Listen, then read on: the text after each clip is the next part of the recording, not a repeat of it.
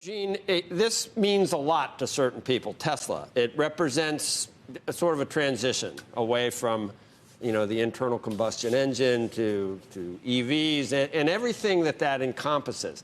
So I guess you don't need necessarily fundamentals immediately if that's what the future looks like, but you're also assuming that there's no barrier, or there is a barrier to entry to competitors. How do you, put both of those things together, that it's sort of a story way into the future, plus it's assuming that there's not much competition? How do you still think it's a good buy at where it is right now after this move? Well, we look at the next 5 years and think about where EVs are going to go. And today, that's about 3% of total vehicles sold globally are EVs. And we fast forward 5 years from now and think that 30% of cars can be electric. And then you have to ask that important question about competition. You hit it right on the head, Joe. And ultimately, is right now, Tesla's global market share is around 35%. It's about 80% in the U.S.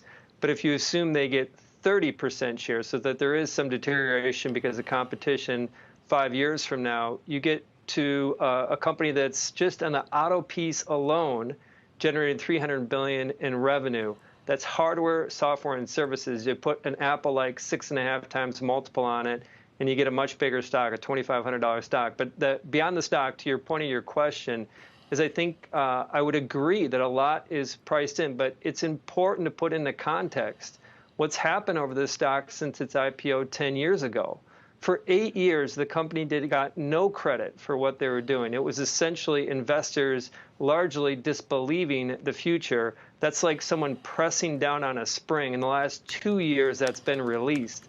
And so I think that when investors look at the big move more recently, it's misleading. That move should have been more of a gradual trajectory over the last 10 years. And then, of course, the most important question is ultimately what's going to power this higher. There's EVs, and one final piece, there's other businesses that they're getting into, whether it's panels, energy capture, insurance, HVAC, robo-taxis. It's not just EVs. And so I think you put all that together.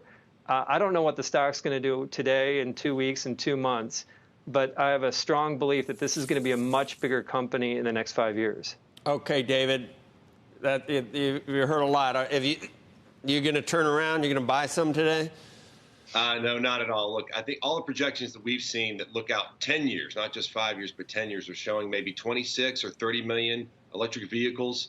And that would imply an enormous amount of improvement for Tesla in terms of their manufacturing capacity, nowhere near where they are now. And if you look at the valuation today, it implies that they would be more than 30 million vehicles production themselves. So more than 100% of the electric vehicle market, just doing the math. Objection. I don't think that number is correct. I have for 5 years now, we have 8.5 million vehicles.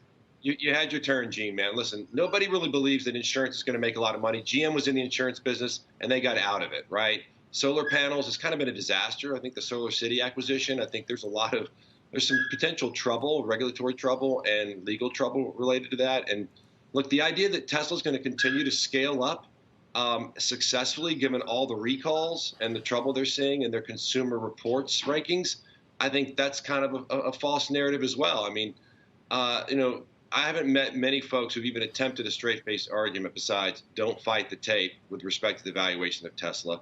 And look, it marks a peak in the reckless environment of our day. Joe, you were joking about the sports betting, right? And I think during the pandemic times in the summer, you were joking about how we got a lot of people who couldn't bet on sports, and so they're betting on stocks.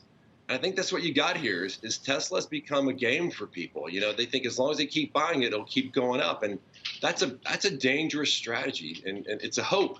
And hope is really not a good investment strategy. Shepard Smith here. Thanks for watching CNBC on YouTube.